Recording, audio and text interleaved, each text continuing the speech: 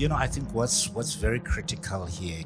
I mean, I'm talking to people who are probably aspiring, and some of them are probably musicians.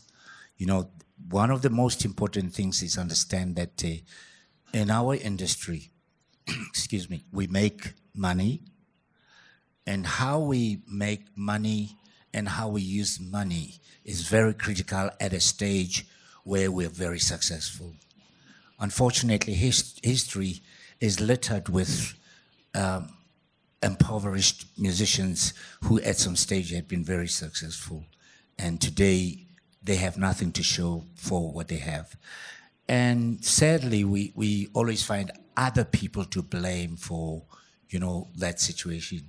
I've been privileged in a way that the people that I worked with within the recording industry were, I must say, people who were willing to give advice. At the end of the day, I was surrounded by people that would say, look, when you make your royalties, ensure that you put them in the right space, so that if you stop selling music, there are still,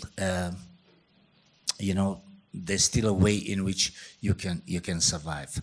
I mean, Pearl asked if there was anything that I've lost. Fortunately, because I had made maybe strategic investments and decisions on the money, I was able to keep some money. And that's how I managed to stay longer in the industry. We must also remember that education is very critical. Education is very, very important. However, the system of education at that time did not afford or accord African people the opportunity to study economics. You either had to become a doctor or a lawyer. And when you qualify as those people, you still have those challenges of having to employ an accountant, essentially most of them who had been white and at white universities, and they were able to advise. And in a way, you'd be able to find people that are honest and sincere and advise the lawyers and the doctors how to. But in our industry, we never find such people unless you work with a record company that have people that have the executive that has your interest at heart. I was privileged to have people such as those. I mean, there was Dennis Cusan, there was Peter Gallo, I can name them.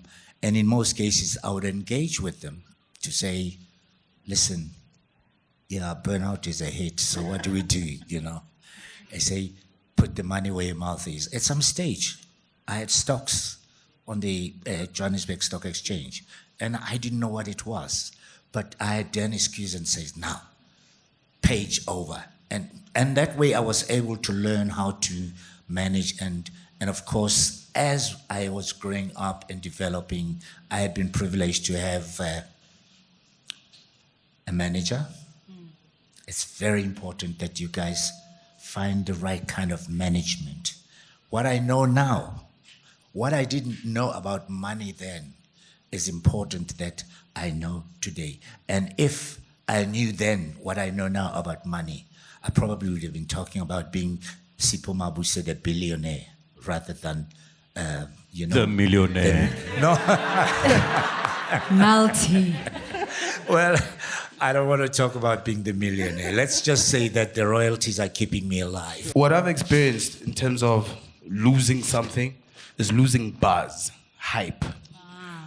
But what I got to experience is that I started making real money after the buzz, right? Then that's when I started, getting some brand partnerships, and owning my music really saved me at that time, because then I got to do stuff like sync deals with the DSTV over here, Super Sport, used my song for like a year at one point.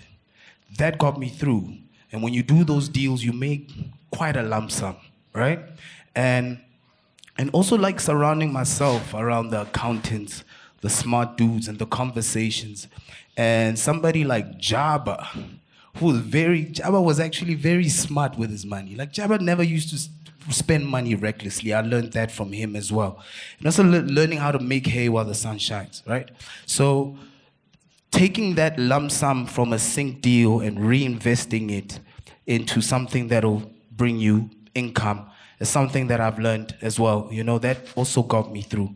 So I lost a lot of buzz, but I experienced moves and planning that I did prior that carried me through the drought. Brand alignment is everything. So, you know, it's you guys have to share value, core value, principle. And every brand partnership I've ever had went over 3 years. You know, so I always found a slick way of kind of stretching it. And I've always been big on long-term relationships and long-term thinking, you know, so yeah. And every time you see ads that's directed at us as black people, it's about save for your funeral policy. Why? Why do we have to save all the... Yes, it's fine. We don't want to leave problems for other people. But we should not be focusing on, you know, working on funeral policies. There's more that we can use money for. We can invest in other very interesting things. I mean, if you have a brand, you know, invest in it. Invest in things that will give you longevity in terms. We invest to live longer, not to die sooner. You know what I'm saying? So when you make the money, ensure that it is placed in a space where at the age of 70, well, I'm almost 70, and you can't walk like me, and you can't dance like me. You know, you've been in a position where you can say, now I can retire, I can rest. You know, I was talking to someone from Old Mutual, some other, I said, you guys owe me money. Because, you know, Old Mutual demutualized at some stage. And those who had invested in insurance policies were given shares within, and I'm still coming after you guys because I think I still have that money in, you know, as part of my investments. But what I'm saying is that when it's very important. You know, there's a book I read. It's called The Richest Man in Babylon. The Richest Man in Babylon. It's very important that we read. We engage people that understand about finance and ensure that when we make investments for longevity rather than showing off. You know the biggest problem with us, our people? How kreya tjhelete, o reka koloi. We buy cars. Yes, we need to buy cars. We buy cars. You know that ad? It's directed at certain people. But we buy cars to show off, not to use. Now, instead of spending money to buy an apartment, you spend money to buy a car that you pay an installment on when you should be paying an installment on something that is of value. In the long run, the car that you bought that is so fancy, as soon as it leaves the store, its value just goes down. But your apartment becomes an investment worth of your lifetime. When I was celebrating 10 years in the music business, I went and bought an Aston. Come on! And, you know, and I remember 4 years later, I jumped into that Aston. I went to a dealership. I don't want it anymore. Because I got to a place where I felt like I was being owned by this car. But for me, you know, getting that Aston was just that power of intent. You know, I mean, I used to test drive that car, you know, and then keep patel. I was just like, you know, I've grinded for so many years. That's the car I want to buy. But I've learned there are more valuable things, you know. But yeah, it was a motivator. I think one of the most important things for me to advise young people, I know it's a difficult call to make, to get, you know, someone that could advise you financially, you know, and it does not necessarily have to be family, but find someone that you can trust, you know. Look, sometimes we don't want to pay 10% to someone because we feel that we can do it all. But in the long run, what is 10% of 10 million when you can actually lose it all because of, you know, bad decisions? So it's very important that you guys, when you make your first 1 cent, put it in a kitty. They say, penny wise, pound foolish. Peter Gallo used to say to me, plant a penny and watch it grow. Oh, man. Get yourself a good lawyer, right? Very important. Nah? And I'll also give you a bit of background, you know. I think I kind of sounded like I got it all together earlier on. I've been through something where I actually got scammed in a deal, right? There was no contract. I really messed up. There was no contract. It was just like, you know, you meet a guy that's like really smart. Really smart. The conversation is just elevate your mind. You really start to think you're gonna be the richest dude tomorrow, right? And it just went by so fast. I did not even do a little background check on the guy. I was just so fixated by the idea of getting rich now, you know? And, you know, so a lot of the mistakes that I've made, you know, schooled me. You know, and doing a due diligence is like the most important thing. You really got to know what you're getting yourself into. And maybe sometimes we focus too much on the result, right? On the end in mind, this much money. But you really gotta do your homework. And that's what I take from that. So it's very important to read the fine print. You know, it's very important to get yourself somebody to represent you. And yeah, you know, and take your time. And then to the artist, keep the main thing, harness the craft, and find somebody that can manage your money so you can make all the right moves. One of the most important things is that someone that has an interest in the music industry, first of all, and they must love what you do. They must protect you, you know. Someone who understands artistic temperament, someone that can relate to your life, your background, and everything that you've been about. It should not just be someone who's interested in how successful you can be, because they have a role to play to ensure that the success that you've harnessed is broadened and it grows and it develops. And if you have someone who's just interested in that, you've got this hit song, so now they have to put you on the shows and collect the money. You don't need that kind of person. Forget it. My manager works day in and out. He keeps me in the loop all the time. Everywhere I am, he's there. He takes pictures. He talks to people. To be honest, I'm on Facebook, I don't know how many times. I don't operate my Facebook because I don't know how to, you know? He will talk to me and say, this is what we're gonna do. We have to work on certain things that are very important. He doesn't touch on things like, okay, what car do you want us to buy you now? He doesn't do that. So you need someone that really thinks about your future. I know many people think, you know, when you leave school, the quickest thing, your escape, because you've seen everybody on TV, you've heard it, Khuli, you've watched him on TV, and he does all the ads and he makes money. You also want to be the same thing. And it's not gonna work for everybody the same way. It's not gonna be the same. Now, most people will be writing songs because they think they can use computer.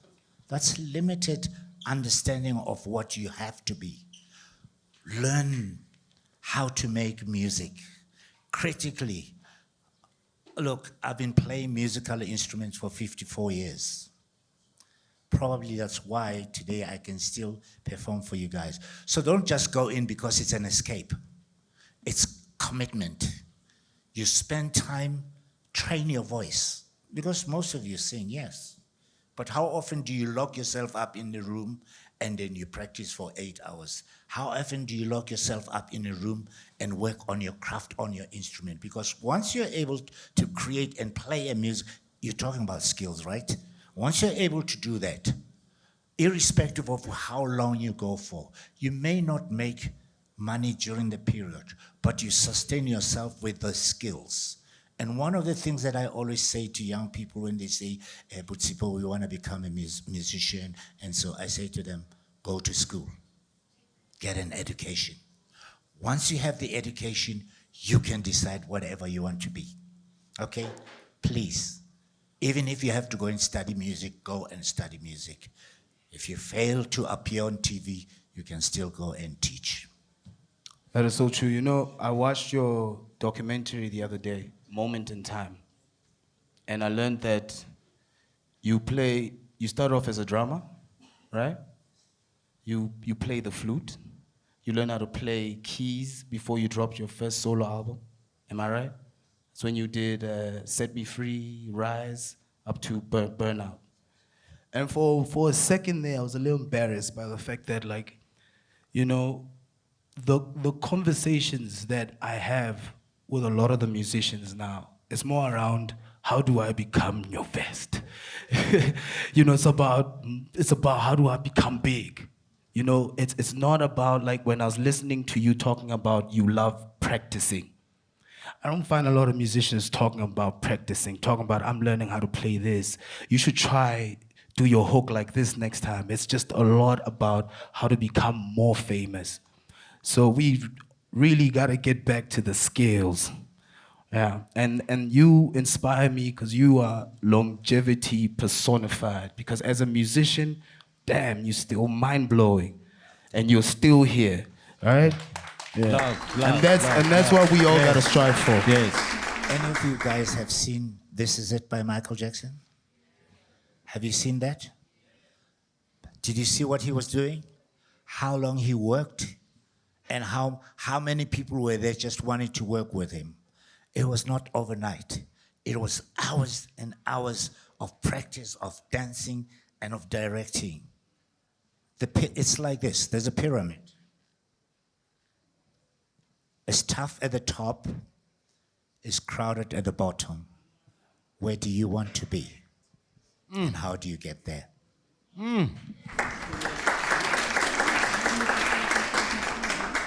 Your network creates your net worth, right? So a lot of the guys will throw a big number just to show you, yo, I know my value. But how many guys are you producing for? You've got to kind of build a network, and most importantly is how many people musicians do you produce for that can back you up before you start throwing big numbers. I think that's the most important thing. Your network is your most valuable thing. So you gotta build yourself up. You gotta earn your stripes. It's very important. You know, one of the most important thing that I always tell people, even my children, I say to them, when you go out of your home, wear your jacket. And that jacket is humility. Wear it everywhere you go. Respect the people that you encounter, because you never know where they'll be the next day, where you will be. It's always very important to wear your humility jacket. And value cannot be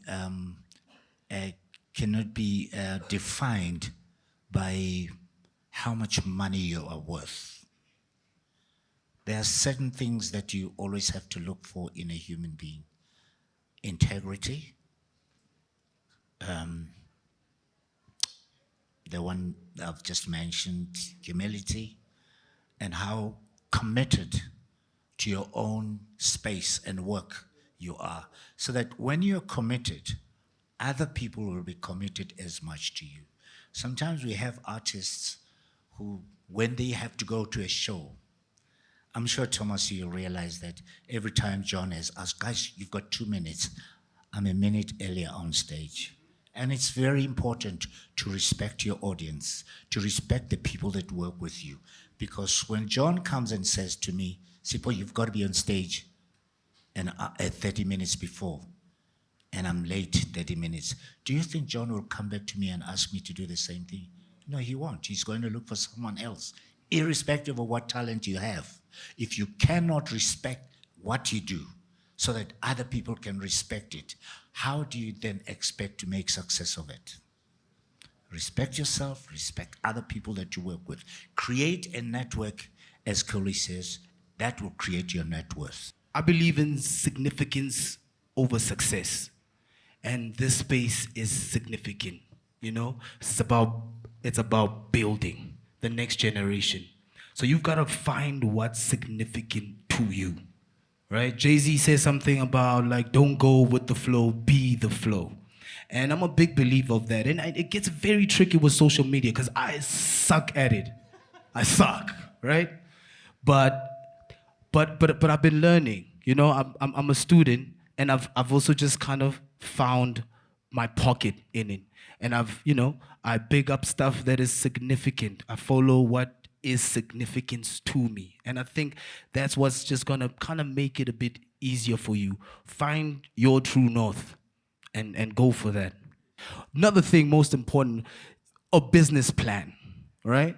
So can I share that, John? How I ended up in this space is that, so I was building a space in Honeydew, had a warehouse, built some studios, and I had this vision to build a creative hub, right? And it failed, right? Because I did not put a business plan together. There were no projections. It was just, I want to build this thing. I got a bit of money. I can do it. But however, some great music that we performed out there was made over there. Cageism recorded his album there. I recorded my album. But I'm just saying that the long-term vision of it was not met, right? John was one of the few guys that came to pay me a visit in that space, all right? Literally, I think a day after I shut down, I was sad. I was just like, yo, not only I've lost a lot of money, it's a broken dream, right? Gives me a call. He says, yo, we found space. It's in Newtown, and we're gonna do this thing together. So for me, that was like the best day of my life, because sometimes just having it's like the power of intention. This is what I intend to do. You might fail at it, but a guy like John might just come through there and make it all happen, right? Yeah. Like that.